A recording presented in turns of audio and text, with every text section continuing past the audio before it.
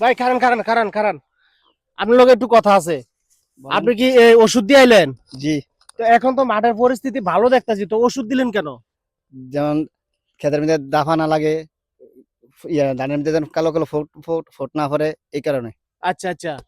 তো আবার কারেন্ট ফুক যেমন না ধরে। কারেন্ট ফোক। জি।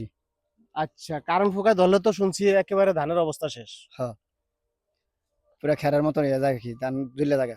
আচ্ছা। তো আমরা আজকে মাঠে আসলাম, দেখলাম অনেক সুন্দর এবং দেখে ভালো লাগলো। এখন তো সব ধানের ইয়ে ইয়ে চলে আসছে, ধর চলে আসছে। হ্যাঁ ছড়া বাড়ে গেছে। হ্যাঁ, ধানের ছড়া বাড়িয়ে গেছে সব। তো ভালোই লাগলো, ভালো দেখলাম। তো আপনার কাছে কেমন মনে হয় এবছর অন্য অন্য বছরের চেয়ে গৃহস্থী কেমন মনে হয়? ভালো? ইনশাল্লাহ ভালো। প্রথম প্রথম প্রথম প্রথম অবস্থায় ডেগা ছিল, বিল খুব খারাপ দেখা দেখা গেছে।